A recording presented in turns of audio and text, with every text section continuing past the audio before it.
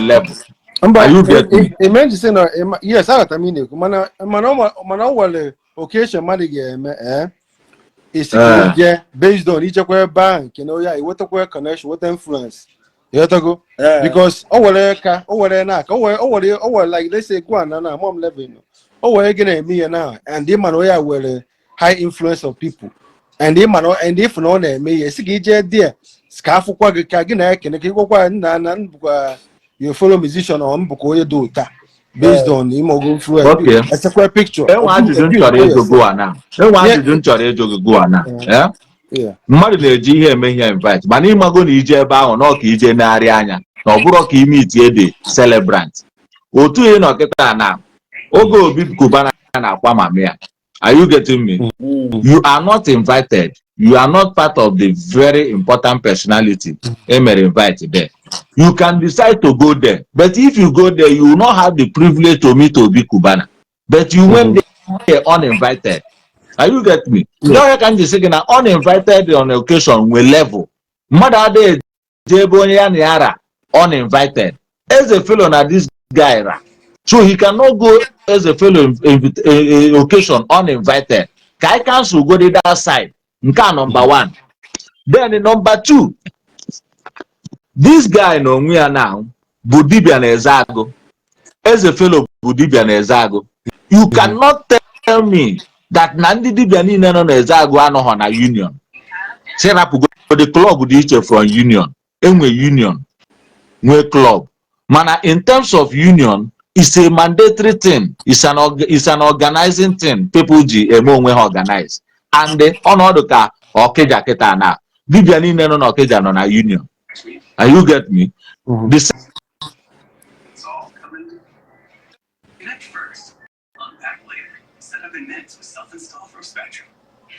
guy into to now, he is lying to the public. That is number one fact. I get me good established from his presence in this live video today.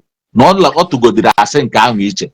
Are you get me? Hanchabo Dibian Ezago, and they are all attending meeting at the Dibian. I saw come na have a friend, but in Yakwerugo that no ma this guy as a Dibian Ezago, Makahani nebu Dibian Ezago. Yes, maybe naga.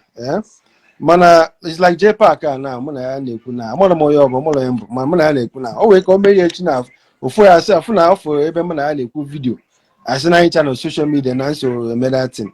Yenje put the thing na one. As the fellas gonna ya na ya demo ude ya that guy na ya bu diva. I'm on where's the video diva. You go. I want in the church. Okay, now let's move past this stage. Let us go to the technicalities of the issue now. Yeah. Now, the same way this guy GM operates is the same way as the Pharaoh name operates. The difference in between them is not up to 10%. What difference now? Deep and what difference? Just like doctors. Now what difference? What doctors? Where doctor? Where doctor? Hancha with them. Hancha with doctor. Mana hanabu ne meta wele. Yeah, but our differences on. So that are you saying that there were differences? Why you are talking like you don't watch as a Pharaoh video and you don't watch this guy video? No. Yeah, the thing in Japan, yeah, you want to about life in yeah, on the way I go the guy I'm on all the location, and I'm on where's the fellow Mele. Everybody invite anybody that you go. I know go me be okay, that flavor name me nga there. Let go luba wom there. Ke garo there gina flavor biroma. Yes. Yeah, yes. Muna biroma. Kwa ka self photo. Mana biroma kwa self photo. Yes. Mana mo Mana we make it that picture. Come kuche. I will make it that picture. So now man na I always go for the full am 10 million. I mean, you go for you go for flavor. Am 10 million. It's kind of on the man. Before you know it, the man say flavor. Now your guy, Bo Ban and Mary Dota. So money and you put the temple. As the full as gonna, yana the guy I'm a home. Now the guy be location, true. Man, I am the guy. And Yamo and then the Yamo way out there, man. alụ dibe ịghọtago that kind thing. So okwugo onye ọbụla na-afịa mana ibe okwu a na-aba m anya bụ na onye ọbụla na-ekwu na ose mee nke ose mba like people need ị na-eche echiche ọbụla ifukwa gị na onye ifo mmadụ iche na onye a na-emekwa the same thing a na-ewe due process ịghọtago. So mana ịmara be anyị na kedu ihe igwe say maka ncha bụ dibia na-eze agụ and there is likely na ha nọ n'ofu union ndị dibia eze agụ which he admitted here yet. Yes, ha wee ike ịnọ n'ofu union mana o nwere ga ama na nwanne na-egbu nwanne ma ọ na onye nke ọzọ na okwu ma na-egbu ma anaghị egbu a na-ekwu okwu knowing personally. My brother ọbụla ọmanye gị na-anọ na meeting ama m ibe nọ ọ nwere a na-enwe meeting ndị n'obodo oyibo a na-enwe meeting ndị Enugu community ọbụla ọmanye gị na-anọ meeting bụ ịmara ihe ọ na-alụ eziokwu dịka ụmụ ike na-alụcha ofu nna ka ihe na-akọda aka ebe a sị gị meeting ndị dibia esikwa na ọ bụrụ mmadụ niile gị na-anọ na meeting ka ịmụ ya na-arụ agwa gị ya meeting ndị dibia ịghọtara na-ekwu my brother asị gị yes na ọ ma na the guy bụ dibia mana dibia were levels na hapụzie ihe onye ahụ na-arụ asị izo ndị dibia. Okay, let me put mouth. My brother, Erunugo Kita before. I learned about Kita. Erunugo Kawele before. I mean those things. Okay, as you quick, my Akurungo Jarora, Amaramia. Mana, I want my idea.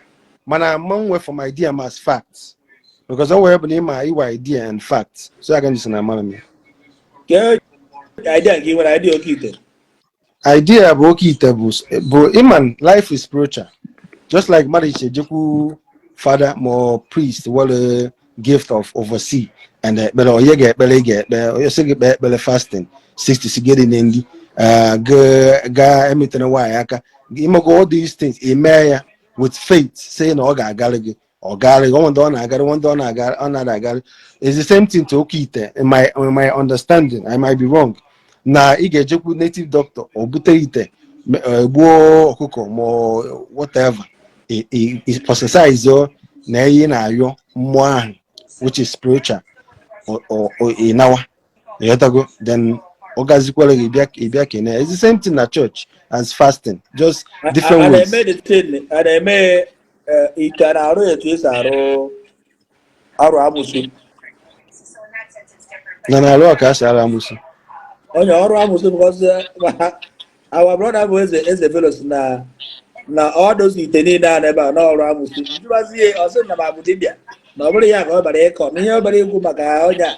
Ịma na okwu na-ebute okwu and imagine onye na-ajụ ajụjụ ka o esi wee jụga ajụjụ though adịm agbakwa mmadụ ikpe ma whatever but okwu na-ebute okwu ịghọtara and ebe ọ bụla decide gị clear gị onwe o gosi clear tụrụ eruo n'isi na njuzi esi gị na-agba ọ bụ friend ọgbam nkịtị which means that a friend of yours nwee nsogbu ị deny here that is what it means. Phone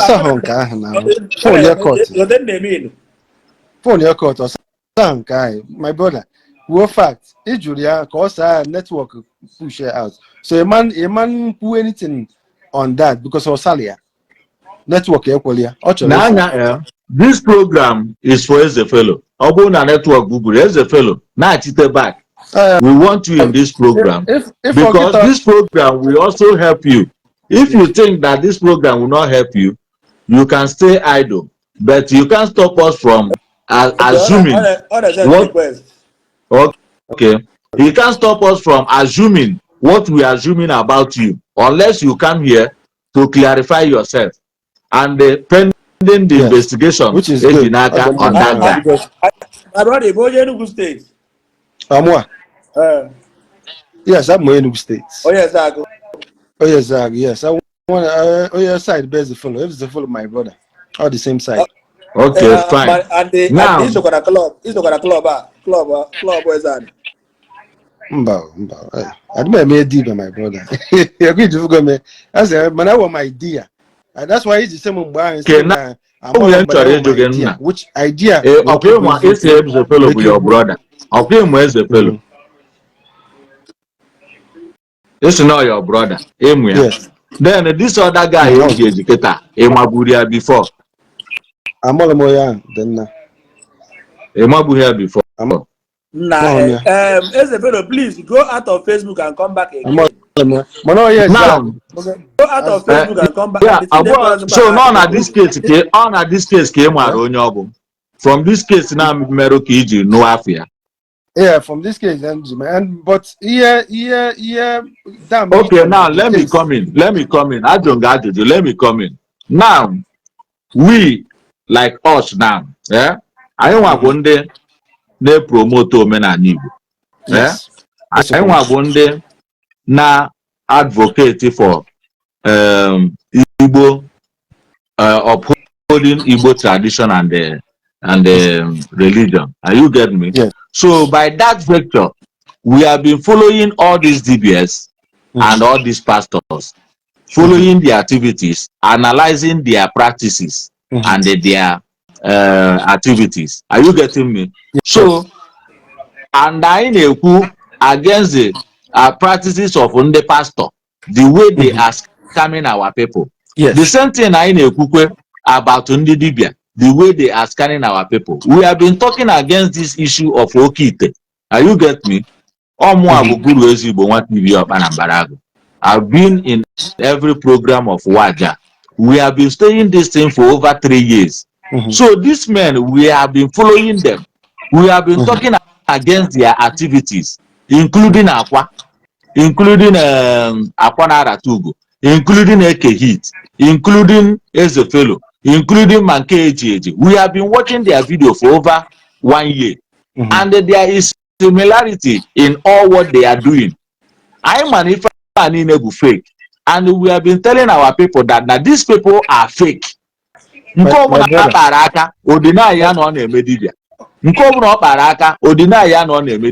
This thing should be an eye opener to underbuy. Even our Kwoko herself have denied Okite on him. See no hamwa buy alpha. Go see that now these things are format. And they are kind of going to buy since over 5 years. Nanda they are charlatans. More moment of truth in Keno Germany. I don't comment here saying that these people are charlatans, and this is exactly what they are. Yes. So with that statement now, you know all the Gororo Okito now Manahan on their own. And this guy I go be around them Okita and all go more than 200 people. So these 200 people now should look at them as fools. Because more than 1,000, that's 200. Abul of fools. Imagine Abul of fools. I'm cool. It's when a day medibia. Manibo Zago. Believe or no.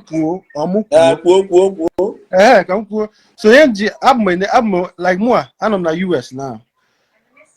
You been no bezoku. Omenan, I bundi Igbo. Chineke goes right with Omenan, our forefathers name before Ndocha will try Chineke. That's 1. 2. Faith. Okay, time they in a football faith. I will get where. It's not getting brother. Faith, believe. Faith, man, you will believe. Like what? Let me finish. No. Don't go for that because a lot of people know watch ever will be deceived. No, I don't I'm saying I'm answering a question one night look at you. Also, Nandina Mokite bu the issue. And when I say okay, now the reality of it, Buna. Oh, I'm not wanting to melokita. Yeah, Gazri.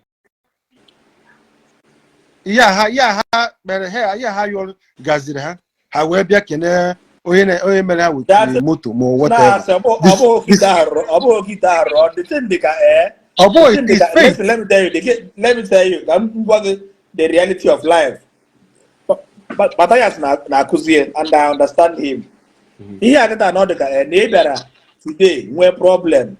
And problem guy, a man, a problem guy, he had to solve in 1 month time because they have to try in future. A man that your problem, I had to solve or in 2 weeks time. Then, but adventure, he did. I wasn't a go the thing there. It's not war all time here. Now let me clear you. Oh, maybe onye agwọrọ ọgwụ bulie cocaine si agafe immigration gafere is a lie.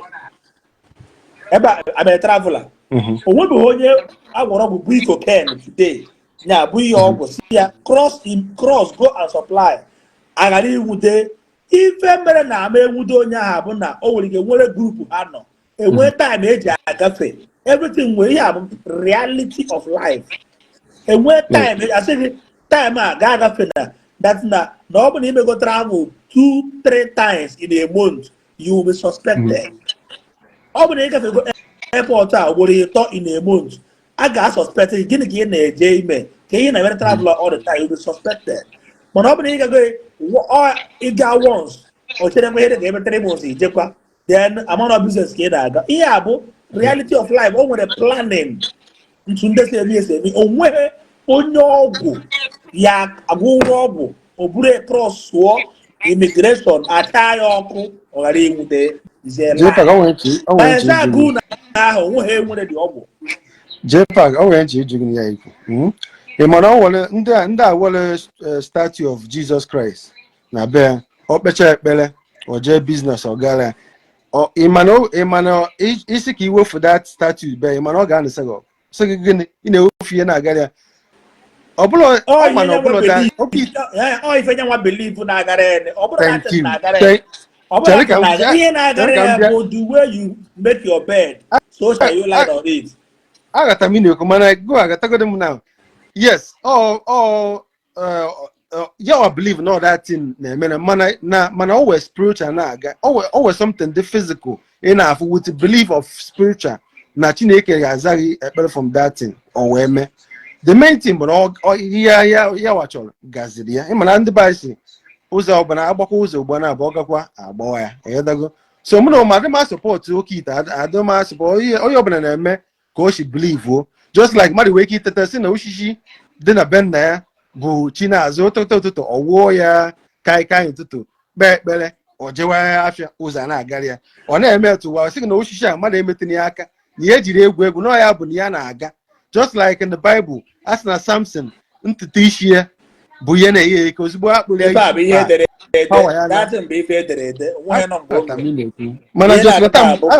akwụkwọ ederede nweghị nọ mgbe emere a na-agwa gị reality na na-epi n'ọtụtụ isi na asị na ọ bụ na dibịa gwọrọ gị ọgwụ ewere cross immigration ọ gaara gị ibute ike dibịa ahụ ya like ije the place. Now ka nye gị example what happened in my village. O nwere one basic doctor na-agwọrọ ndị mmadụ ọgwụ the man anwụọ na kịta mma gwa gị ihe gburu the man ọ ya popular doctor na ụkpọba anyị ọ na-agwọrọ ndị mmadụ ọgwụ na-agwọrọ ndị mmadụ ọgwụ ndị ọ na-agwọrọ ọgwụ bụ ndị na-eme drug ndị na-ebu ngwongwo ọma na ndị a nọ na union a na-eje na-eje so ọ na-afụtasị na ndị a enweghị ego eme ihe bụ the man bụ anya ukwu o wee gwọcha ọgwụ n'onwe nke wee jebe obodo oyibo ebe ahụ ọ nọ jee obodo oyibo ka aka na wee kpara dibịa mgbe aka ya ama na this system a efuru laptop na system efuru na kọmputa a na-acha mmadụ n'afọ na efe aha onweghị ọgwụ karịrị elu agba dịga ya ọgwụ agba ya dịga bifo ọ na-abata ya na nwụọrọ onwe. Yes, ụdị ya bụ ịma na ekele ọla eke that dibe ahụ ọla ya bụ ime dibe that's like many dibes ha ga-asị na ha jere zụọ afịa adaga ha jere mụọ ọrụ ọdaga ha jere skuul ọdaga ntị ha na-site mewe dibe ahụ gawa so na ihe village unu bụ eze akụ na ha na-eje ọrụ oyibo sọsọ ya na-emepe dibịa mba asọkọ m nọọsụ ndị eze agụ ihe ha na-eme ha na-eje ọrụ oyibo nwaanyị na gị nwa nataghị Amerịka dibịa ebe ịma a sị na iji ụwa bụ akara aka ọnwa ndị ọ bụ akara aka just like Fada Mbakachi wee kwuo si na ya achọfụ na ndị be nna ya achọfụ ka ọ bụrụ fada na eji eti ya ya o nwere ya ọ na-eme na agara ọ na-echetakwa azị bụrụ fada ahụ o were one man si na ya achọghị ịbụ native doctor mana Chineke si na ya ka ọ ya ga-abụ missionaries star so ihe ụwa bụ akara aka just like kwa abụje pak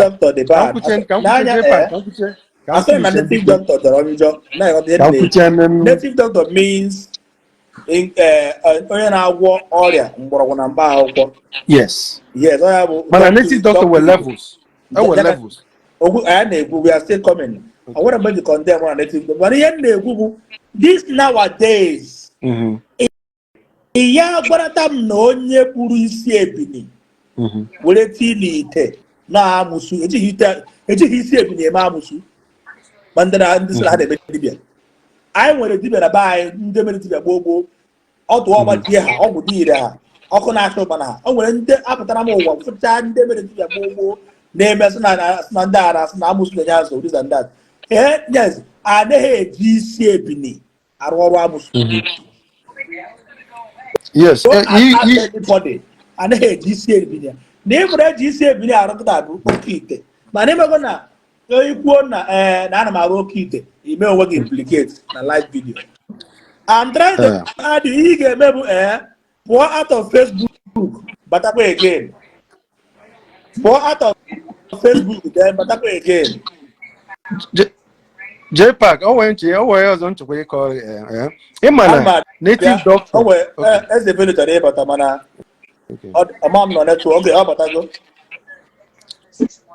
Eze fellow. So Eze Bello, your senior brother or your brother? Oh, my senior brother is a fellow now. It's my brother. It's my brother. My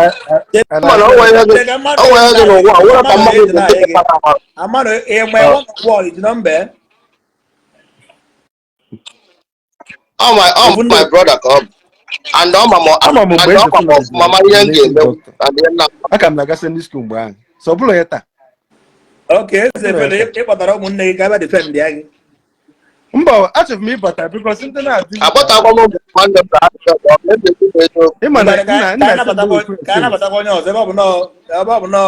Okay, get out. Where's the fellow? No. Can is the fellow Kuba was here? I cannot was able no of no. I need it constructively. Onye gara ekwu constructively. I'm not know one day as a fellow, but I say, which I can know normal far. Wait, I'm trying to please, if you want to join, if you can maybe go out of Facebook, then come back again and rejoin. The thing they cannot join. Okay, somebody is coming. Is it my? Somebody is joining.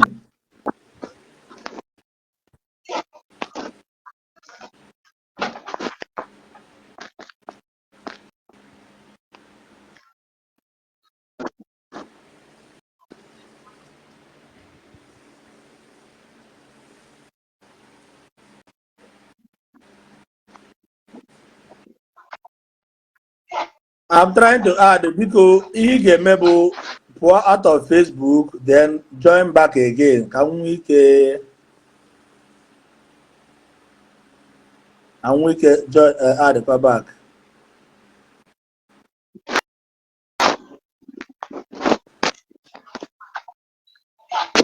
I'm trying to add because he can maybe pour out of Facebook, then join back again. Can we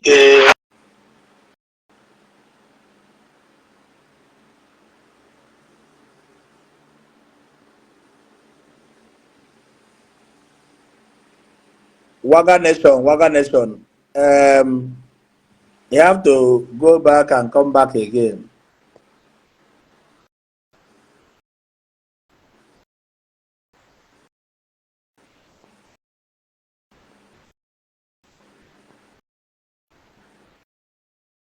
Please, I'm gonna add it. Accept. Accept.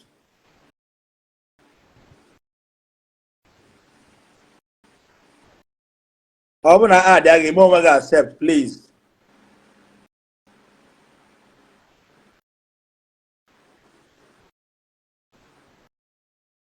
I'm trying to add it, but it's not connecting.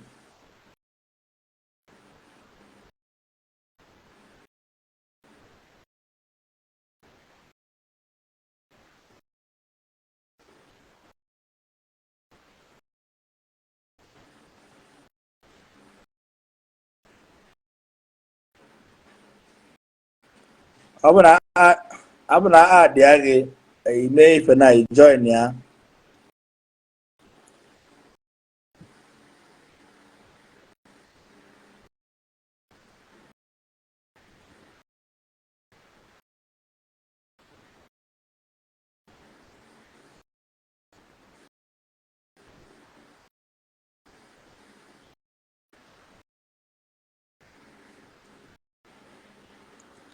I'm on network. I better fuck up now.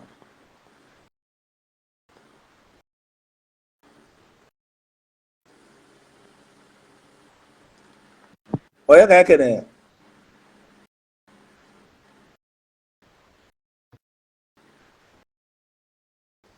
Oya ka kene.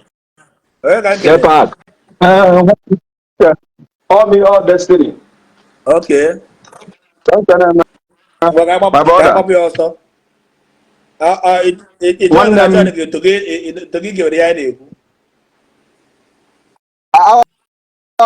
John bụ gị n'oge ị na-ekwu nke ụtarị mpịawa azụ so ọ ga-anwa anọ m ọrụ mana kịta ka m mechiri ọrụ wee fụkwa na ị nọ live nweta notification ozugbo nsị ka njọ nụkwa gị this time nwanne m oke mba nwanne m jos achọrọ m follow up ozugbo ka ịgwa m ihe na-eme nwanne m adị m very very happy to join today ọ na mgbe a request kwatago m ide ekwe ebunite m nnọọ na-asị enwe ihe ọjọọ m mee gị oge ị na-ekwu maka masuri m na-asị nke m akarịa na 5 years sef m ji wee na-efolo gị ihe niile ị na-eme na-adị m mma and ị na-ekwu eziokwu obi aṅụrị kpakọtara m ka m nọ n'ọrụ today gịnị na-akpọ m obi aṅụrị isi na ị chọrọ ịnọ na that reality na-abụ ị na n'ife m na-ekwu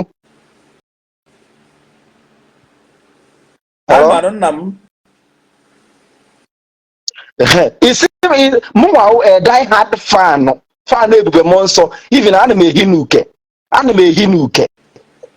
m anọgide rosho n'uke ihe abụrụ ihe amụ abụ m die hard fan Ebube m nsọ Adaora nke bụ na like ihe ekwesịrị ihe abụrụ ihe amụ adị m ekwujọ ya o adị m abụrụ na m na-ekwu ya asị na m na-agba ọkụ anybody I'm not trying to mock or maybe ịkọndem onye Chineke tere mmanụ onye ọbụla na-aga na lenu Chineke kpọrọ okpukpe nke ya ị na n'ife m na-ekwu Can you hear me? my brother ana m n'ife na-ekwu ekpere Wednesday a kedu one tangible thing o megoro na ndụ gị just don't criticize anybody, just go ahead testimony. My brother, when I need to know. When you're your phone, off your phone. Hello? When you're your second phone, they distract. Turn down the volume of your second phone.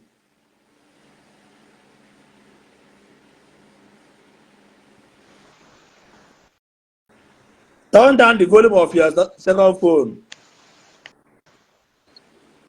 Ofu phone ka nje ba bọkwa phone na bụ ofu phone ka nje ba ọbụghọ nke m anọ the other person my network is very clear anọ m Nigeria network m na-use abụrụ MTN na Airtel no problem ihe anyị na-ekwu bụ ị na-anya na mgbada na ebe onye nọ na ebe a bụ onye na-akpọ Eze Felo amaghị m onye Eze Fero nke ezi agụ nke na-eme dibịa eze isi na Eze Fero ka ezi meji ha screen mode blank ka ezi eme mejiri afụ network okay Ifubago? Okay, it's very bad here. Yep. Park, good morning. Ifubago the thing. mba dị m afọ ya mana don't worry nwụrụ mini na ebe ọ na ibugote ma ọ na-egosi nwere ya o mere uzikwa nọ na fon ọ nwere nọ na anaghị ekwu okwu bụ achọ ka agbapụ ya ọsụsọ na ka m wepụgosi onye ọzọ topic anyị ji bịa n'abalị akịta bụ onye na-eme akịta bụ ya na-akpọ Eze Felo na-eme dibịa na eze agụ so o nwere trending video gara mba ụwa niile that video na estate the man for the video ebe Ezefelo na Ezefelo na that native doctor Kudraka, you know, Merubu was na 2023 mgbe Ezefelo mere mmemme. So that video kind of after me any now every enwere m na mbata na notification na ese m na mwa o top na m qualified for your top fan I'm gene one. I'm coming for So that no one. kwenye I'm na coming for that one. So that video kind of analyze now. I may analyze. So onye pụta kwa me analyze ka o si wee mara pass intelligent person ọ bụ whatever a fool na this live program. Now, according to your own intelligence, how do you analyze that very video? I don't want to say anything. Can I know your own opinion before I put what I call yours before as a fellow group? Okay. Ihe mụnwa nwere ikwu na nke anwa bụ ị na n'ife m na-ekwu dadi ma ọ ga-epele mpe o nwere ihe ọ na-atụrụ anya ọ sị na nkịta na-eri nsị na nke ada eriri nsị bido yiba fana bụ eribe nsị ị na n'ife m na-ekwu nke bụ eziokwu bụ na aka Ezefelo nwere ike ịdị ọcha o nwere ike ma ya mana because as inside your squad there is another squad you don't know o nwere ike ọ dị possible mmasị na men may deliberate here under 50-50 enwere onye mbụ ikpe mmadụ ikpe akọ na uche from my own point of view ka m chọrọ ikwu gị ma ịgwa gị ma out of my experience and ihe m nwa mere observe bụ ọ dị possible na ihe niile ha niile na-egbu iko n'ofu akpa na-awụ iko n'ofu akpa ọ dịkwa possible again that na ihe niile a onye otu ya na-eme o ji aza zọpụrụ ini ego eze bilion o nwere ike ọma na mmadụ ka ọ na-egbu ere pass were ka o wee nwee ike na-eme ite up high target onye ka ọ na-am nọ na enwere m oyi amema one man squad ihe a bụ 3 years m ji hapụ Nigeria enwere m oyi mpụta ha na postu ihe m chọrọ ipost na Facebook je ndị m na-efolo page fa fụsịa n'uzudo ha mpụkwa so ihe m nwere ikwu na that one be say that guy ọ dị 50% accurate na that guy enwere ihe ọma gbasara ya dịkwa 50% also na ọ dị possible na ha niile na anụ niile a na-achụ n'ofu ọwa so na ha nye niile anwa ha niile na-emekọrịta na n'ife na-ekwu so asị m kwuo masị si dọọ ya sị ha ya adọọ ya sị ha ya because nkịta niile na-eri nsị mana ọ nke afụrụ na ọnụ nsị n'ọnụ ya ka a na-akpọ ori nsị ịghọta because dibịa ọbụla nwere ọgwụ eji agwọ akwa oyi gị nwoke na-adị ekwu ya sị gị na dibịa ọbụla nwere ọgwụ mgbọrọgwụ ọgwụ eji egbu mmadụ azọ mmadụ nwakwazi nke eji egbu akọgwa mmadụ ọnwụọ so ihe mụnwa nwere ikwu na ka anyị fologodi nke anọ m ajọịnụ m life gị mbọsị na-asịsị jee sachin na be before were abalị wee pụọ ya msị wee ime kekwara point because mana si fologodi nke anọ n'elu ya ugodi the men isi mkpakwu ntị onye nke ejirizi o nweziri ike ba inye tọchọ or maybe through investigation ya niile tọrọ investigation by that time ka eziokwu ga-apụtazi ọ bụrụ na ya na ya nwa nọ na the same caliber ma maybe na ha na-abụ na-emekọ ụdị ife anwa a ga-afụtarịrị the link up mgbe a na-aga through akaụntụ ya niile ị na ife m na-ekwu mgbe ada we are hearing you. Mgbe a na-agacha tru akaụntụ ya niile aga tru friend niile aga tru ihe niile aga tru I believe na ndị VG na handle the thing ha ga-follow ya up thoroughly and ndị police dịkwa involved so mgbe a na-aga tru ihe niile anwa a ga-afụtarịrị nke bụ eziokwu afọ mbọsị okongwu na-ayọ gị sị gị gị hapụ ọga na ọga ịgwakasịrị ya ahụ that day anwa so nke anwa by the way so ihe mụnwa na-ekwu biko ịdọ Fero ịdọ ya ka ị ga-adọ ya imere ya ebere adịghị m asị gị mere ya ebere gị si na ọgwụ senti ya na onwe ya mana ọgwụrụ senti ọ sị gị na ọgwọbeghị ọgwụ ọjọbọ sinzi o ji wee rụba dibịa ọ na-akpuo ma ntetọrọ so mana mụ na onwe m a human being ka mụ abụ m onye mmehie as well so mara aga agọ mmehie ba ịkọnde mmadụ ibe m si jee kpogo n'obe ọ si jee kwụọ ya ụdọ because of na ya na onye a na-akpa n'ofu ọwa afụbeghị ya so onye nke a afụrụ ogori na ọ na-emebe ụdị ihe a nke a mere enyi ya nwoke na nwere ike ime ọ chagharịa kịta ọ ka dịghara ya na nso Go on. Jepak. Yeah. So all no jiri kita now were repent ya. What the very earlier the better. Ndị parents ofu nwaanyị pa mụrụ nwa sị go osita dị mma ọ dịbara gboo. So ọ bụrụ na o jiri kita now were dozigharịa ụzọ ebugharị egwu ya. Mma dị very happy. I swear. Onye agụ ihe nwere ekwe ịgbakwụnya na ihe unu na-ekwu maka ya. So gaa Thank you n'iru. very much. You know what? I like your stand and I like the way you answer your question. It make you only make it. And it make you only you could more it balance your own thought the way you want it. Agbapụta m ebe a ka m bịakwujọ mmadụ no. Igbo Enugu State.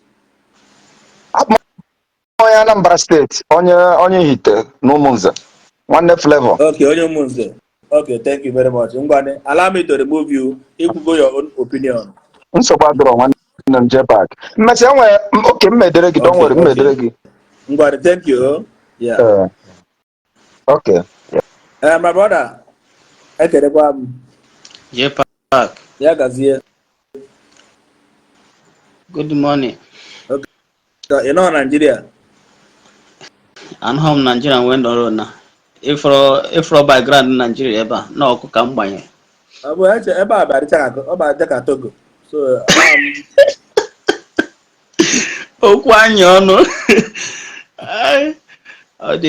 my brother, all the very important. Emana, ya no n'ime na Nigeria ka no n'ime. Ihe hapụnụ na Izagu.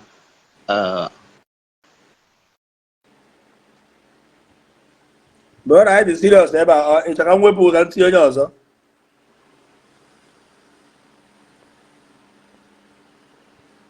I'm adding a lady.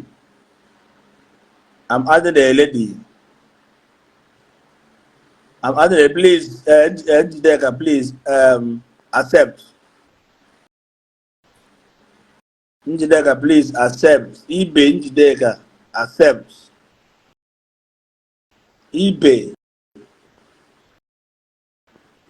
Njideka, accept.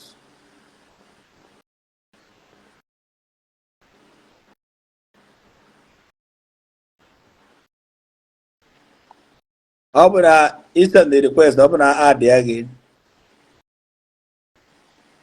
You get that? Open it, alright. Open it. I'm gonna add again because open instant the request. Add again. Do add. So I'm gonna na listen na add there. So open add again. You get maybe join yours, bro. I can add other serious. I'm going to put you on.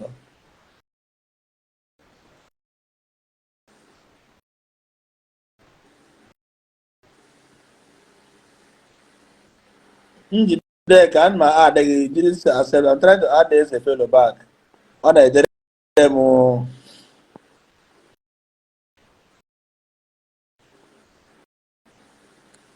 Open add there, please. Emily, I will add you now. Just send the request. Emenite.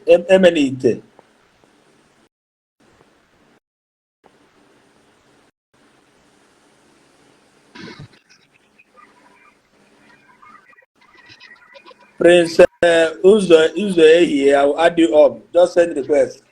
Where can Kenen? Hello.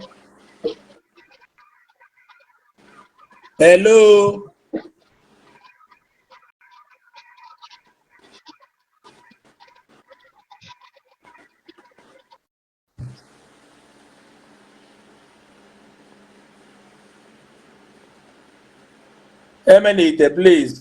Mmadụ send the request. Ị na-adịkwasị onye ahụ si ọ dịzie ka asị na ọ dị ka asịkwasị na uche adịrọzi ya.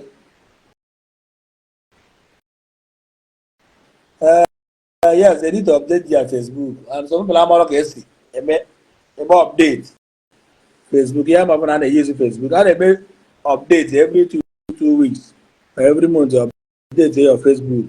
Success, Prince.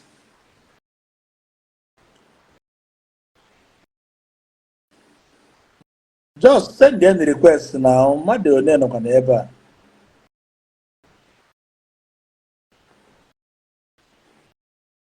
Please, I'm adding you.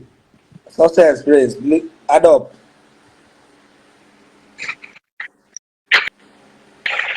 Hello? Yeah, good day. Yeah, good day. I greet you. Oga J Park. One name. Prince na-ekwu. Yeah, gazie. Ọ were ebe okwu nsi ka m kwuo na the thing unu na-ekwu. Atega aka m nọ na this live video na-anụ ka a na-ekwu dị ukwu. Mana ihe dị n'ụwa bụ sorry, Ifeanyi mgbe eme na send request. Ifeanyi mgbe eme go on. So na-ekwu ihe na-ekwu. Go on. So ihe bi na ụwa bụ anyị ncha bụ nwanne. Onye emewu na nwa mmadụ emewu na nwa ibe. Abụ ya na Anambra State. Okay. So ihe nji na-ekwu this thing bụ na anyị ncha na George Ezefelo based on the video oge greet ya. Mana nke bụ eziokwu bụ na ịmana na-abịa ihe eme onye ọbụla agọba Ezefelo ma the guy. Mana o nwere ike ọ bụ na ọmalụ na ọ na-eme ihe ọjọọ. That one it can happen to anybody. Ọ nwere ike ọ bụ na ọmalụ na ọ na-eme ihe ọjọọ. Ọ bụ na ọ sị anyị na ọmalụ ya onye nọ na the same village ebe ị nọ. Ọ bụrụkwa a popular native doctor ọ bịaghị occasion that man na-ada eje occasion based on saying na ọ jere iyi ịṅụ bia ọ dị eje occasion na ka ọ je negharị anya ụdị onye nwere ego worth millions of naira nwere everything dị comfortable oyi ji nọ mana ị nwere ike mmadụ nwere ike ịbụ friends ị nwere ike inwe friend na for example ọ ka hapụ to anybody mana ịma na ọ na-eme ihe ọjọọ ọ bụ na ọ na-agba yes na ọ ma ya ka esi ka ama mmadụ ịbụ nya nwa bụ Ezefelo mụ ama ya mana jebụ na nke amanya tụrụ on social media.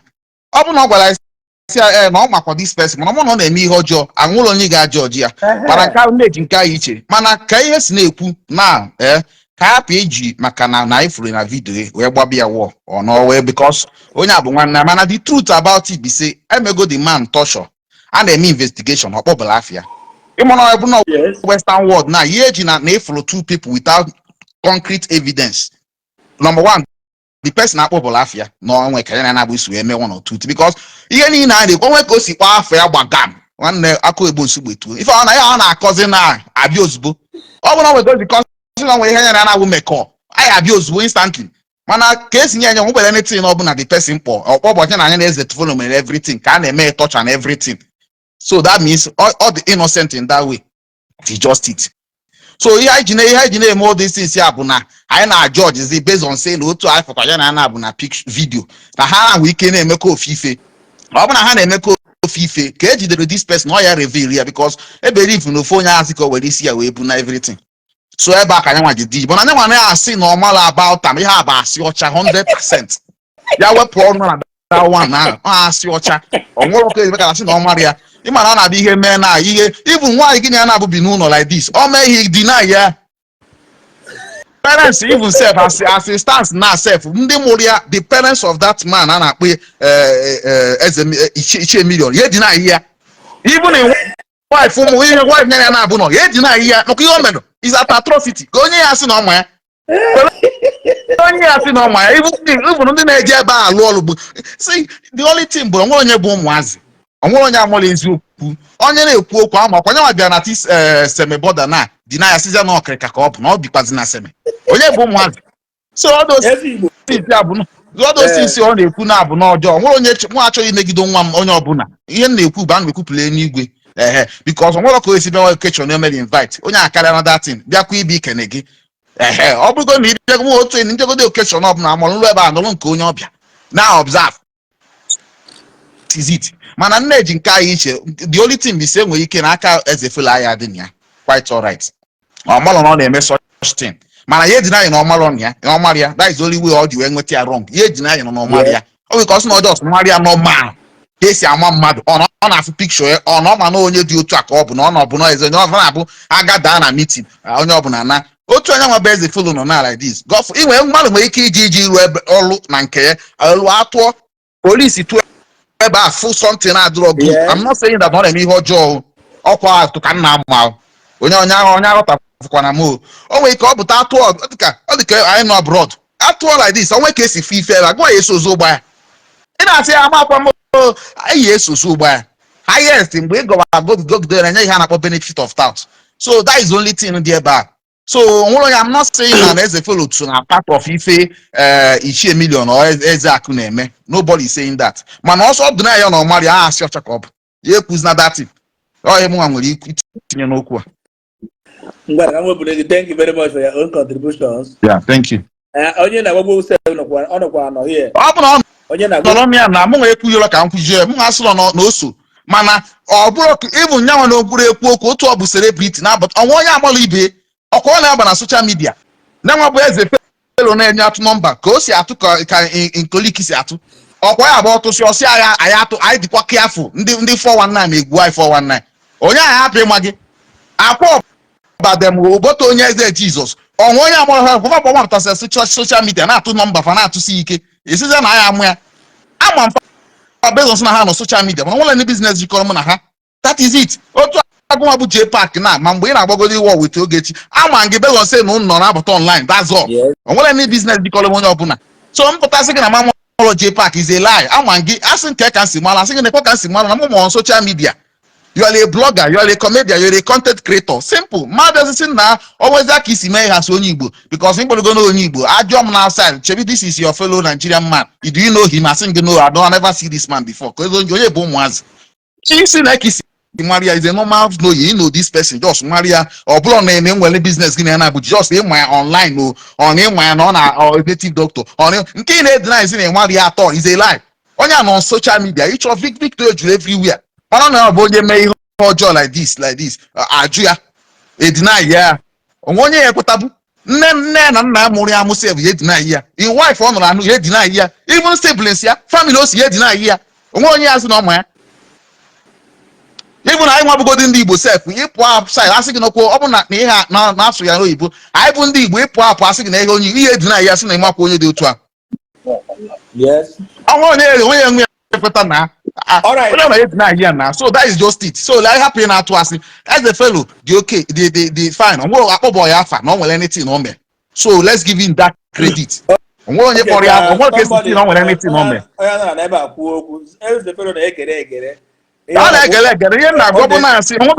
Maka ihe a na-emeche ihe ọnwụ one thing one guy nọ bụ ebe akwuru enwe ka esi ya kpọọ ya afa ọ na-eme investigation the man wee kwụsị na nwere ihe dị ka esi mee ka eme nka a ga-abịa investigation anaghị aja izu ụgbọ ya mana otu akpọrọ ya afa he's 100% free because mmadụ na mmadụ na-amụ ibe normal abụlọ is not a crime na afụrụ ya with picture with the man abụlọ na anyị eji ya wee conclude si na ọ na-eme ihe ọjọọ is a lie, is a 100% lie. Can see somebody with somebody. That doesn't mean saying that the person know all normal greeting. Mama, yeah, that's nice. That's just it.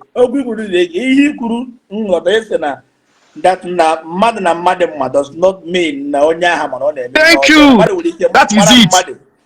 Madam does not mean no one day.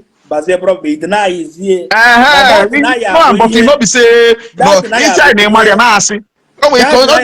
Now we can follow my just normal way. Otu esi ama mmadụ na ibe ịma a na-eme ya. Ego m ike otu a na mfụkwu ya like this first the follow ọ gbagota this Lagos or anything. Okay, mgbe akwajelo Malaysia mecha je Dubai kwa follow ndị ebe a take picture with them post online. Onwezi ihe mere ebe a ajọ na akwa esi mba na ifu bokoro nya ihe asị na ịma ya na ekisi Maria na ọ bịara so this place Maria that's just I want a business ọrụ gị jikọrọ gị ya na cancel for the case. I can't say clean because now as a stand on the person is a corporate investigation not alpha one list in the Mandi group ya no is the phone like one Kenyan make it I go all these things are drag online will not even be dragging by now self I then I interrogate go jiggy in police station. So as a fellow, listen, anime kuka kupule ni Igbo na wa kupule onye mo na side ero amoro mo ichie million amoro me as a fellow or just can for ka program we see kan kwuo ka o si di n'obi and can si we fia as the boys no issue onye adiri anjo them. Thank you so much. God bless you. Yeah. My brother Nana kedu afa gị na ebe ise guri anyị J Park. No, na gbapụ ya ọzọ time adịrọ o wee ndịtọrọ bata o ya na-eme daily hammer ya na-eme chapter gba ịkụ hama ị pụọ ozugbo onye ọzọ apụta kụọ hama. Jepak, ị na-ekwu? Ihe anụmanụ. So my brother, ewe na m bịakwa wepụ ga somebody bụ ịkpọ m. Ihe m nwere ike ikwu ya na okwu anụ a bụ ịma na otu Naijiria dị bụ ihe mere onye ọbụla ji wee na-etake everything for granted. Ị bụ onye Anambra ka ọ bụ Oji ka ọ bụ Nkanu ka ọ bụ? Abụrụ m onye Anambra, abụ m onye Ebonyi steeti from Nkalagu, Niger Cement. Okay. So ịma na okwu this they play the show because they play the show because of the action ndị o gbugoro egbu ọ na-eplay ọ na-show ndị na-akpụ ya iche million enweghị ego ọbụla o ji ị na-anya efu that na oge ahụ je na nke eze felo inegodi anyị efu na ọ dị nkịrịka ọ ka na-ebido ọ na-achọgodo onye ga-agbụ ya vidio ka ọ pụta na iru akwụkwọ oge ahụ je na nke eze felo in the other hand o nwere ike ọ bụrụ na ebe ahụ ka o si wee start ka o show ebe onwe ya o ji wee bịa that occasion ahụ o nwekwara ike ọ bụrụ na eze felo mịa ịma na ọ bụrụ ụbọchị ejidere onye ohi ụbọchị ọbụla ejidere onye ohi ka ọ ga-asị na the first day ya beta ọ na-ezu kwa mgbe ọ because of ihe m na-ekwu bụ na ịma na ihe situation dị ruo na onye ọbụla na-achọ ka ya were onwe ya ka o kliegod n'aka nke ya o kliegod n'aka nke because in this world anyị nọ na ya kịta even before a na-asị gị that na ifere adịghị eme onye ara na family ya ka ihere na-eme but kịta even the family bụ ihe a na-apọint gị aka sị gị na nwanne ha ihe ara na anyị so in the akụkọ eze felo anụa now with the play the show all the 100% chance that na eze felo amaghị ya no from that occasion ahụ ka ọ bịara eze felo ka ya na eze felo ji wee mata as in ifugodo ata ya o ji wee bịa dat day ahụ eze felo nwere ike ịfụ ya as onye otu ya a native doctor bịakwara ya occasion. Are you a member of that club? Which club or club they follow the show? Even himself, abụghị Ezeagu, ejebere nkwa m Ezeagu, so ihe mbụ onye Nkalago ka mbụ, ejebere m side ahụ, nkwa onye ha mma, ọtago. So eme dibia bete mpam gwọrọ ndị mmadụ like ihe anyị na-abụ ịpụta gị ịfụ nwoke ụkwụ ya zara aza afọ ya zara aza mpam gwọrọ ya oge mpam nọ bete oge mpam na-eme ịgwọ ndị mmadụ ọya ihe ọ na-eme bụ onye ahụ bịara na nke o jese n'ime ọhịa kpatasị ahịhịa ọ ga-eshiri the person nke ọ ga-eshi eshi na-abịa wute nke ọ ga-enye the person ga-ewekwe wee na-esi wee na-anwụ but ihe ọ ga-agwa the person bụ oje ọ bụ na o nweta onwe ya bịakwa bịa kene mmụọ mere ya ọgụ ihe a na-ahapụ n'oge m pere mpe o amaghị m ha a nwere ebe batara kịta ka a gbaragodo ihe o ji wee pụta na ka a chọrọ ebugharị ha maka anyị na-edide egbe ma ama nghọtara the topic anyị ji maka wee bịa who do we have in our base here please ka anyị rụọ n'ugbo nna m onye ọnwa Jepak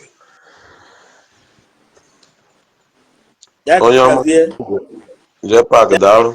Thank you very much. Ekenere m ụlọ nwanne m. Ịmara ihe ajụrụ aga ebe na ya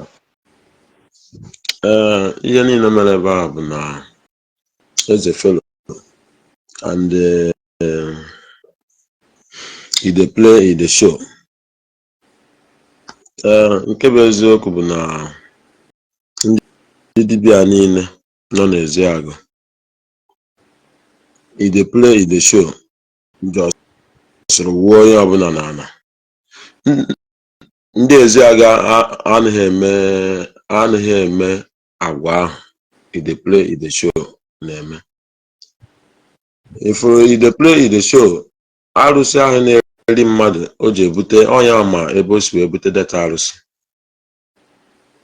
ọnya ma ebe o si wee bute data arụsị ụdịrị ihe ahụ adịghị n'Ezeagu ụdịrị ihe ahụ adịghị n'Ezeagu.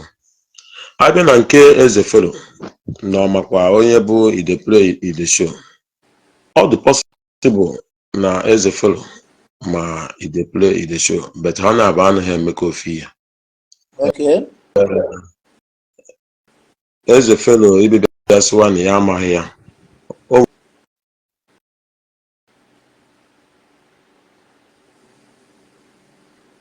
Hello?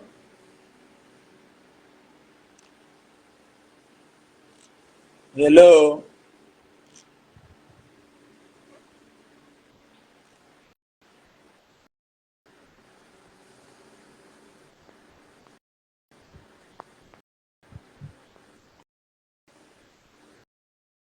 I got to go because ị na-abata ebe a chọrọ ịgwa anyị nke bụ eziokwu, make sure na ị na-eji iru gị wee na request. Anyị belele gị ọ bụrụ na ijiro ihe ugwu wee request, anyị ga-ebutu gị ozugbo ozugbo bugote onye ọzọ. I'm trying to add another person.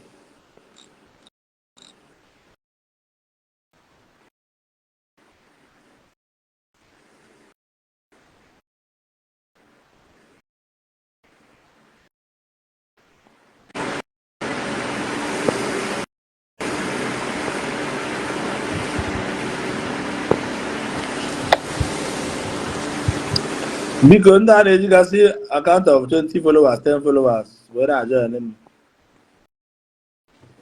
Those accounts are there about by Facebook. Facebook are there about there.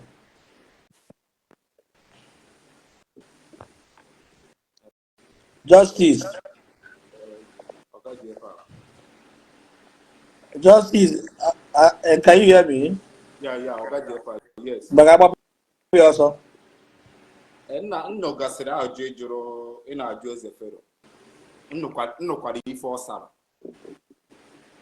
bụtụ nke ọ na-ekwu na ọ mara onye eze dibịa bụ ise lie because ọ na-anọ na I don't believe that na na-eme something onye nna ama na-abịara m occasion and some people bịara ebe a duzie ka as if na ha na side ya nwa maybe in one way or the other na ọ maghị onye ọ bụ for the first time not through that occasion ka ha si mata asị ka ọ bụ and secondary ekwesịrị ime dama na investigate ndị polisi godi kwesịrị ịga na nke eme investigation because otu a nọ na anything ihe gbasara dibịa ndị a ha akpaganụ n'ala Igbo ọ dịho ajụjụ niile jụrụ ebe anụnwa mfụgasị ka o si na-aza ọ na-agbụchapụ onwe ọ na-alọ free a ga-eme investigation onwe ka nke ọ pụtara na-asị no after the occasion ka ọ matara na ọ matara as dibia ọ dịrọ possible ị na-agarụ mmadụ occasion onye mmadụ for the first time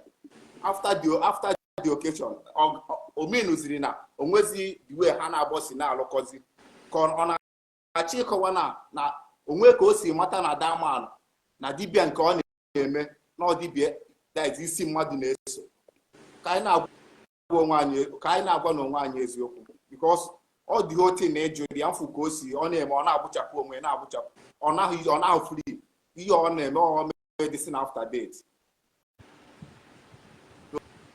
otu a nọ na mụnwa dị akwụnyere n'ibo mgbalụ ha nke abụ eziokwu na-akụ ha ma n'isi ntu ozugbo ọ naghị ije a so ihe ọ na-eme since ọ dị isu anyị na-akwụgasị vidio ọ na-eme ọ na-agbụpụ onwe ya si mebi na well, thank you. That's your own opinion.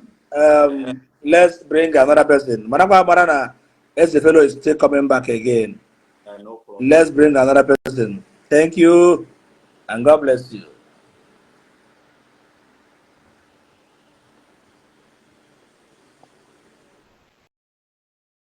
Okay.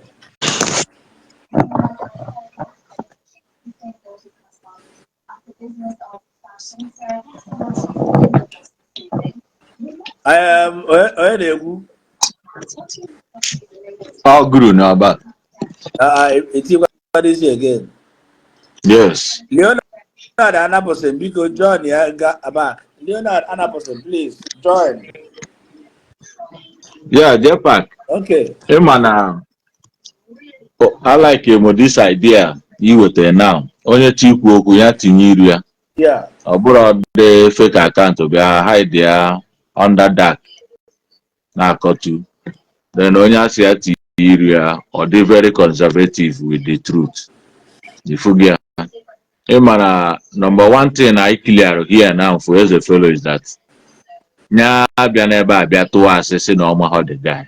He knows the guy. Kama ya si na omaro that na no, yeah, yeah. just like if I'm going to say, oh, yes, mother, they better. What they said, oh, yeah, better. I'm going to invite. Yes, I'm on job. I'm on them. I know them. So all you may hear job. Yeah, people here. Man, when you hear job, and I'm not put up so castigate that. Yeah. That's it. So n'ofu aka anwakwa ka anyị jikwa agwa eze felo eziokwu na ịmara onye abịa na ịmara ihe ọ na-eme. Are you get me? Mana kịta aka akparụ gị ya afụghị ihe ọ na-eme. anyị wee na-agwa onye nwa eze felo ọ bụrụ na aka ya dịkwa n'ụdị ihe a ma ọ bụrụ na kesi nke a arapụtaghị ya ya jiri nwayọọ pịa onwe ya. Are you getting me? Yes. That na these things a na-eme is no need.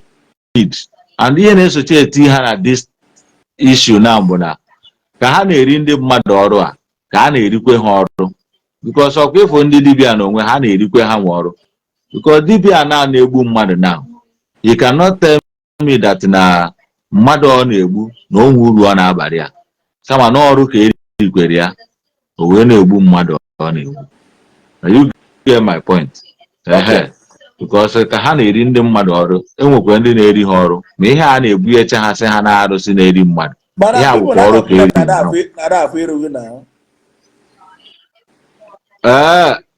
kedu mụ ada afụ iru m ma gụ adụ m afụ gị amarọ m netwọk mana mụ ada afụ gị iru m so blue light ka a na-afụ na a na-akọwa ịgbanye ọ blue light ka ị na-akụ iko ịgbanye ezigbo ọkụ ya ejifu mba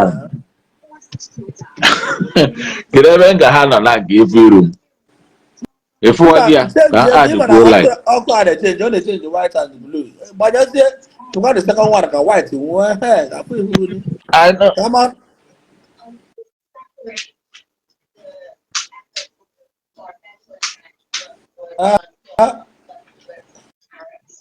ọkwa bright go ị mara abalị wa abalị na okay ada afụ dị ihu anya ahụ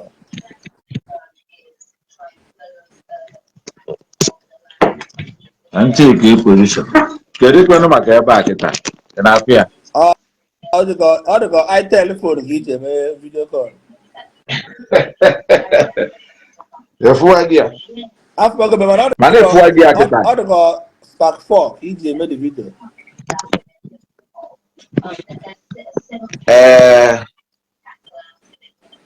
efuwa gị ya na mana asị na ọ dịka spark 4 bụrụ ezigbo phone. Yes, ọ dịka title eji ịma m njakịrị abụrụ m a content creator na-need the iPhone for quality camera. I'm use normal phone. I'm use Samsung S20. So n'ihe na-ekwu okwu ya bụ based on our message anyị kwuwere ihe agbo gboo ọ bụrụ taa ka anyị gbawara ya ndị be anyị.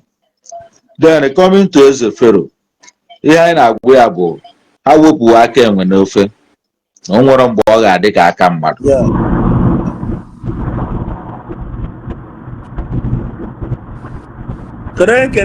nke a arapụtaghị ya ọ bụrụ na kesi nke a because ebe ị na-agụta ọ bụrụ Naijiria ka ị nọ anwụ na-acha ọ dị ka n'Eshia Amerịka na ka ebe ị nọ Chicago ị nọ Chicago ee ya mana ọ dị ka ị nọ Chicago and then nna m wee mụọ ọkpọ anọ m Chicago anọ m Maryland. Okay, Maryland nke ya ị ma ebe m mụrụ n'ụkpọ Ụmụahaba ịmụ ya nwa ebe a na m agbakwa afọ ahụ ebe a na m agba afọ kama ị mara enwezi m chere anyị ịkpatara ya nnọọ eso m nna m wee mụọ Ụmụahaba ebe a na m agba afọ kama emego na enwere m chere anyị nke m nke Rafael Ezejigbo. Wow. Okay. If we go here to make a call what are your own analysis? Anọ m ifunu na-ekwu nwesị ka ntị ọnụ maka that eze felo a na-ekwu n'uche nke m o nwere ike ife ọ na-akọwa ọ sị na ọ mara nwoke ahụ na ọ mara eze anyị ahụ ife ọ na-akọwa ahụ like na anya na ya abụghị friend maybe na that time ahụ ọ bịara okechọn ya ọ bịara mmemme ahụ ọ na-eme ka ọ just wee masị ya mana ọ bụghị na anya na ya biko madam ọ bụrụ ihe ọ gwara anyị ịsatazini ọnụ ya ọ sị anyị na ọ mara ya tata na-ekwu na nke like masịrị na ọ maghị onye diga iwu na first time ọ fụrụ ya mgbe ahụ ọ bịara okechọn ahụ ọ sị na after the occasion na ya na enweghị any communication na ọ fụrụ ya since that time up till now. That is what he said.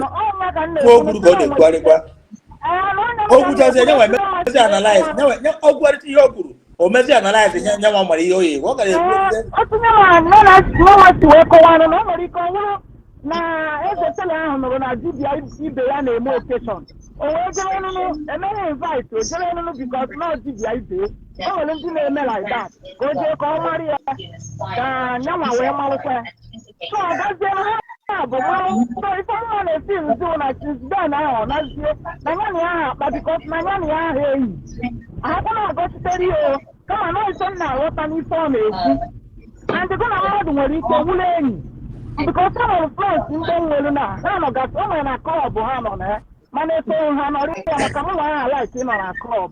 I know come, but a club, but a club. The same club can be even over that. When I water, how many clubs in the boy and I got over that, oh, mine, and working. So some of my friends now, but I'm saying a club can be even over that. So I was one of our friends. Abụghị na onye a na-eme nzuzo amagha m onye otu aka jikpara onye ahụ echi niile asị bikọs na mụ na ya ahụ frens na mụ na onye ahụ na-esogo foto enyowe na mụ ma isi onye ahụ na-eme na nsowere eme datị na mba otu otu ahụ wọk mana mụ ma akwa agọchitere o mana mụ mafụrụ na ise nyanwa na-akọwa mba eze Thank you very much. I'm adding up mother now before making your order about go tomorrow. We continue from where we stop. So yeah, they're back. I had a question fellow. From the our sister got it wrong. One was a fellow gwara ihe and in our sister kwuru ya. You gwara pump and plain. Normal the guy before the relocation. And then after the relocation na ya na enweghị any communication. Na ya na ya afụnụbeghị since hour. This is what he told us.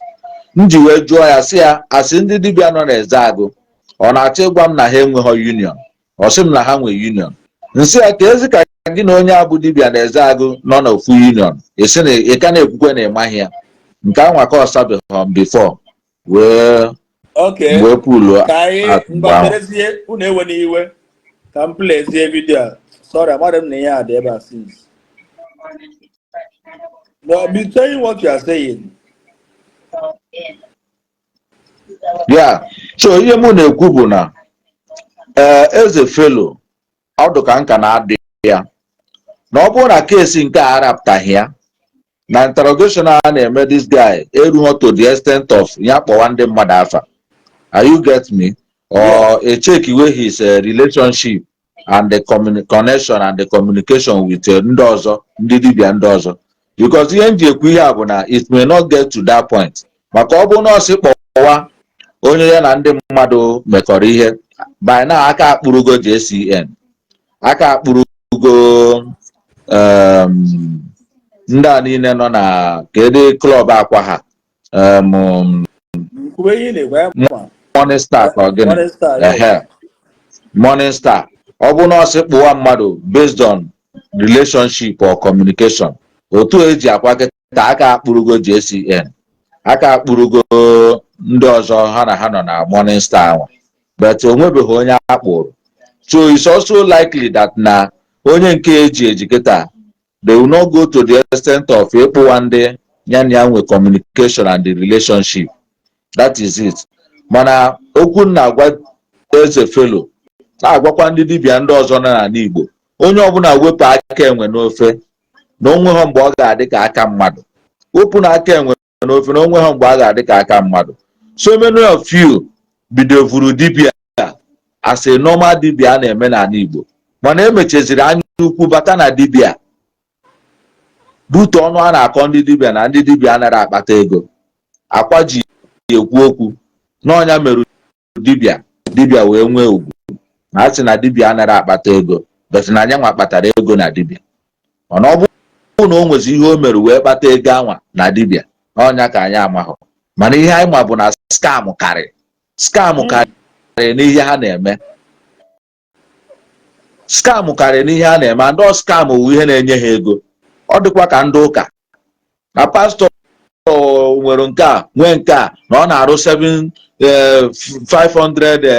ọ chịrị ya 20 pieces na-arụ na Ngọkpala na-eme gịnị dị ka o ji bido. Ego niile dibịa nwewe ego ọ natara ndị mmadụ. Ego niile dibịa nwewe ego ọ natara ndị mmadụ. Ego niile pastọ nwe ego ọ natara ndị mmadụ. Onye ọbụla ma ndị nke Lagos ma ndị nke Yoruba ma Didim ma Spamasa ego niile ha bụ ego a natara ndị mmadụ. The same thing wụ ego Angela Nwosu nwetode bụ ego ọ natara ndị mmadụ. Ya aghọtago m ihe na-ekwu. I hear you. Ego Angela Nwosu butode bụ ego ọ natara ndị mmadụ. So na ọgaranya dibịa baro na ọgaranya pastọ baro kọbọ ha na-anata ndị mmadụ n'ọnya ka ha ji abụ ọgaranya. Na waji asị na ihe ọbụla mmadụ na-eme nwee 1000 people na-patronize ya n'ọbago ọgaranya.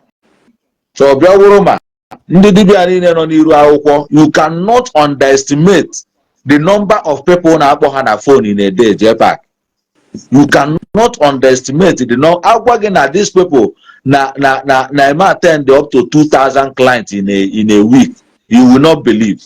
I'm telling you the truth. Otu ọ na-abụ nwa bụ content creators mechie video ị na-afụ 100 and something thousand views. This is the same way these people na-abụ ha kọcha tour ha na-akọ phone ha na-ebe. But you cannot take your capacity or your ability to judge others. Enwe millions of mugus na Igbo. Ihe masịkwara waja na-ekwu n'ọnụ ebe a every 2 days. Ndị mugu ga na-akpọkwa dibịa na phone. Ụmụ mugu ga na-akpọkwa dibịa na phone. Na ihe mere akwa ọkụkọ mee chọọchị nke onye eze Jizọs bụ na ike ihe egogoro oge si isi ụtụtụ. Mana still ndị mmadụ ka na-akpọkwa dibịa na phone. Maka ọnwụ n'ọnwa Okoko nọ na nga na Thailand, nwa Okoko nọ na nga na USA, nwa Okoko nwe problem na somewhere na Australia. Ndị be ha gbara na-aga na nke Ekehit na nke dibịa ka ọ gwọ ọrụ ha ọgwụ ka onye nọ na nga pụta. Mana kịta ijizi anya gị fụ na Ekehit nọ na nga for over 3 months. Kedu ọgwụ ahụ ha na-agwọ ha na-eji apụta na nga? Kedu ọgwụ ahụ ha ji etisa jọji na magistrate anya? Kedu ebe ọgwụ ahụ dị? A na-agwụ unu na all these things are not working. Unu ama nkwe were unu nke merụ ndị a wee mara ihe. Ndị Igbo were nke merụ ndị a wee mara ihe. Ọgwụ niile a ha na-agwọrọ unu na-etisa magistrate anya, a na-agwọ unu na a na-agwọ ọgwụ na-aghọrị jọji, a na-agwọ unu a na-agwọ ọgwụ na-edufe onye bu ọgwụ ọ gafee.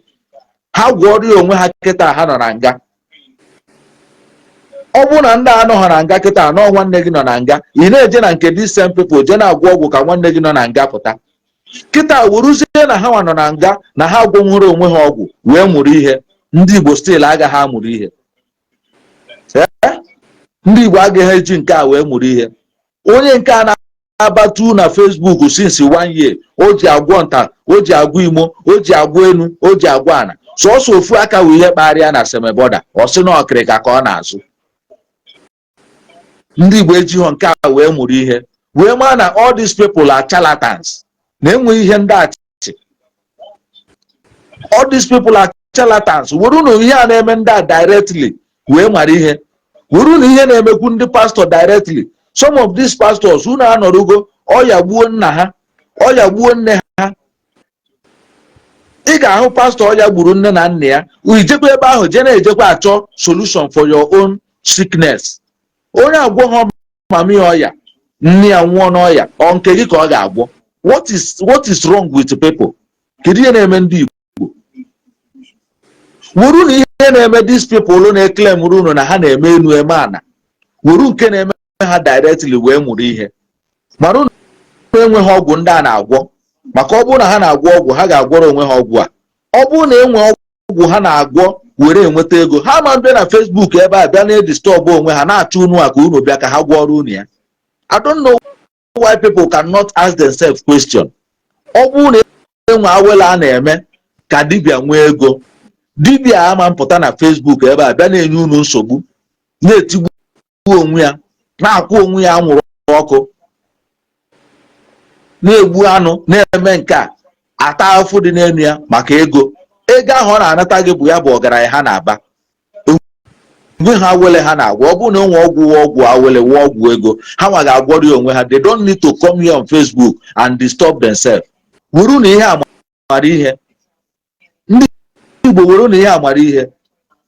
Eze Fero nwanne m nwoke, okwu ikpeazụ m na-agwa gị bụ na wuru nke mere ọyị gị nwoke mara ihe. Na investigeshon a nwere ike ọma ngo to the extent ya akpọwa ndị mmadụ afa. Bet na ọ bụrụ na aka gị dị n'ụdị ihe ọ na-eme, ekwugo ebe a kịta esi na-ewu sekuriti nyanwa na onwe ya wụkwa sekuriti. Onweghị onye ọbụla na-eme ihe arụmana na-achọghị ịma ihe na-eme na sekuriti ka o nwee ike na-enweta first hand information in order to be a step ahead to defend himself. Onye ọbụla na-eme ajọ ihe n'obodo na like ewu part of security. I'm telling you this as a secret. Go and check them. Onye ọbụla aka ya adịghị ọcha n'obodo, he want to be closer to security in order to be getting information on how to put himself on alert and also how to control his movement. Because ọ bụrụ na ọ nọghị na part of security, he cannot be walking around in the night. So ọ ga-like ka ọ wụrụ part of security ka o nwee that freedom ị na-akpagharị n'ime abalị wee nwee ike nwee ihe ọbụla ọ chọrọ ime n'ime abalị, ka o nwee ike na-drive in and out at any time without nobody searching his boot. Go and check ndị ọbụla na-eme ajọ business, ha na-like ka ha nọrọ in good terms with the police. Ọ pụta na checkpoint to feru police aka, instead of police if ya as an unknown person gawa to the extent of searching their boot. So onye ọbụla dị njọ na like able friend to security. So Eze Felo abịa ebe a gwa anyị na ọ bụ part of security na be ha, ọ na ọnya bụ onye isi security na be ha. That one self is arousing the suspiciousness in us. Ma ọ bụrụ na ọ mahụ, is arousing the suspiciousness in us. And the same thing onye nke eji is part of the security na be ha. Even anụ m na ọnya bụ the head of the security. And na every effort ndị security na-eme na be ha, that he have been jeopardizing it, not knowing that no be a saboteur inside the security. So aka akpari akịta now egosigo ụwa niile ihe ndị a na-eme. And this is 95% of them, they are involved in these activities. Kama na ụbọchị nke onye ịma na kesi ndị nke eji n'ọka o pụrụbegharị anya why the findings enwetere behind them. Ndị nke eji n'ọka, they never opened their findings to the public. Ọ mgbe openere ya, we will know.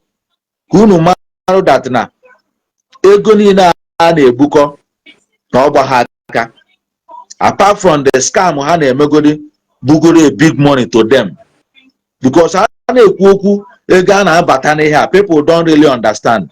Agwa unu ego na Angela Nwosu mekere from ihe ọ na-eme mgbe ọsụ na ọ na-eme monthly rituals, na ọ na-eme ọ na-ere tiger eye, na-ele gịnị nwa bango, na-ele gịnị nwa bees. Agwa unu ego na this girl na-eme. This girl can be attending 200 customers in a day. Ọ bụgodi no 40,000 ka ọ na-anata ha times 200 igbe ego no. Then check here in a month. That girl unu for make more than 500 million from here ahụ for ozuzu na 2 or 3 years. Unu eche na obere ego ka that Angela Nwosu buba. Then take it to compare with onye eze Jesus and others. Ọ bụrụ obere ego ka ndị a na-ebuba, because a lot of ndị Igbo dara iberibe. Ebe na-achụ ego n'aka onye na-achụ ego.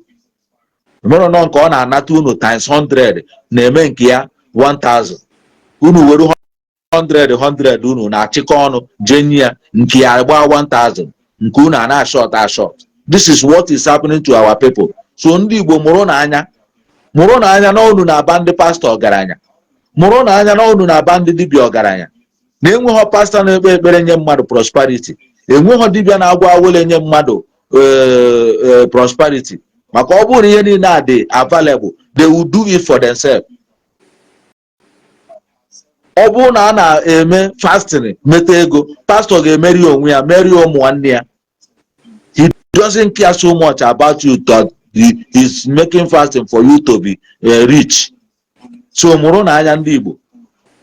Okay. Onye nze ka ngwa unu, ndị dibịa niile a 90% of them are doing the same thing onye eji na-eme.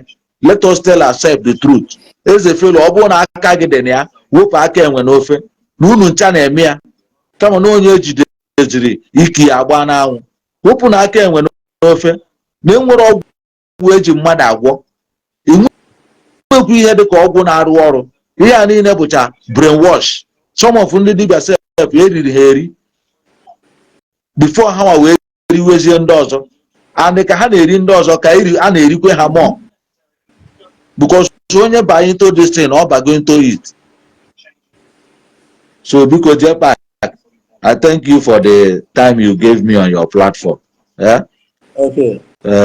Ekene m ndị Igbo niile, onye nwere ntị ya nụrụ. Ihe a niile bụ scam. Ma ekpere ụka ma ọgwụ dibịa, ihe a niile bụ scam. Gbawa mbọ gbasiwe ike, you will get it. Everything comes by time. Ihe na-eme ndị mmadụ bụ na dibịa kwudo ya n'ọna asị na ọ na-agwọka, dibịa kwudo ya na ana asị na ọnya gwọrọ ya. Mana ichefuo na mgbe ahụ niile ị na-aga na dibịa nke onye gị nke enwe onye gị nke enwe, that's eji m ya ama atụ asọkwa na ndị dibịa na-agwọ ya. I'm using it as a phrase. By the time you are trying this, trying that, trying this contact, you are making advancement in your hustle. You are making advancement in your hustle.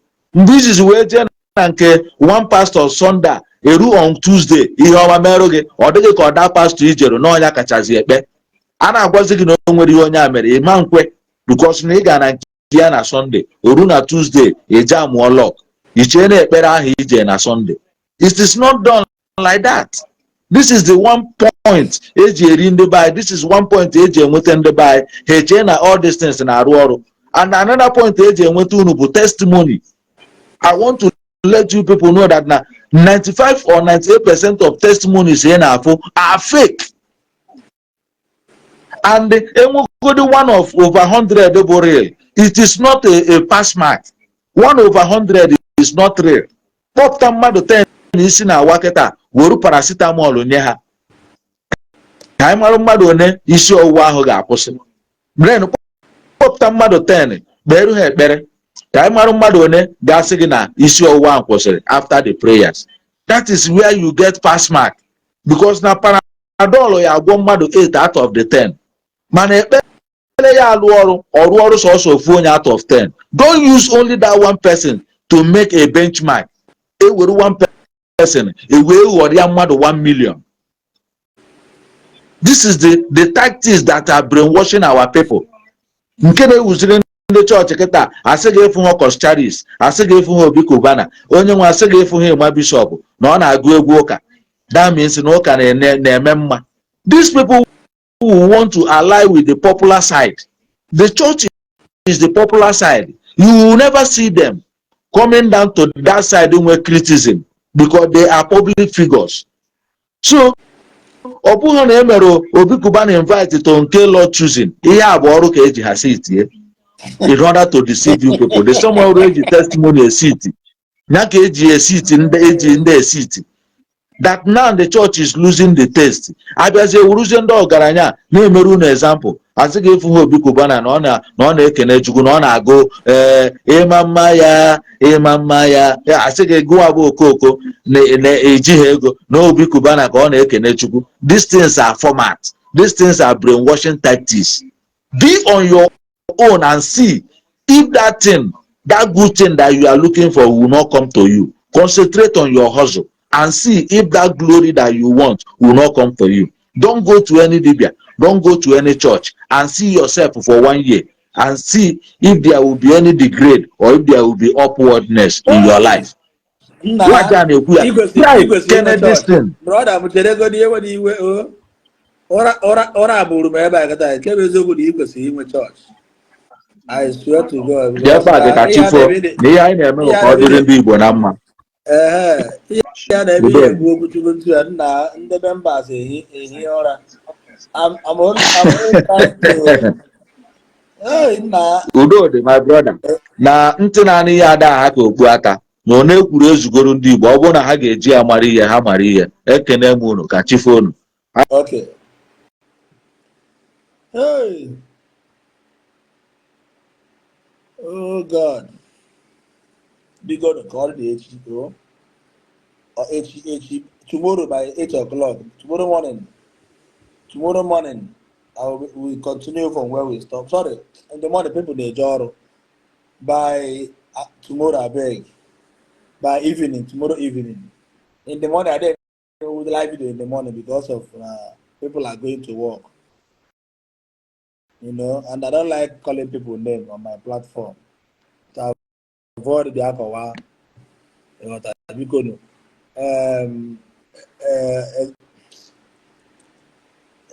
a fellow, I'm trying to add you back now, but network. Okay. Tomorrow, as a fellow chief post, I may update. I continue from tomorrow. A lot of people will come and ask more questions. I got you well. Good night. As a fellow, let's conclude, please. Yes, because tomorrow, or rather now. Tomorrow by this time, as a fellow, please. Tomorrow by this time, because can I conclude? Tomorrow, because by this time, because I'm going in the morning, everybody is in the morning. They made your phone update. I wanted to add you in, but on our side, they didn't. Unable to add guests, they can't join your broadcast at this time. May your Facebook updating. Email your Facebook update. Or we can have one live in them and an. So because your Facebook is not updated. So okay, may enjoy their life or poison or live or poor. May have update just enter your Play Store. Or when they use Android, or when they use iPhone, you enter your App Store. Type of Facebook. In type of Facebook update, in type of or go through whether or not the updating or other update. I'm not the says update. You click here update. You click here update to roll back, roll back. Then Facebook got fresh and new. Thank you. I will be right back.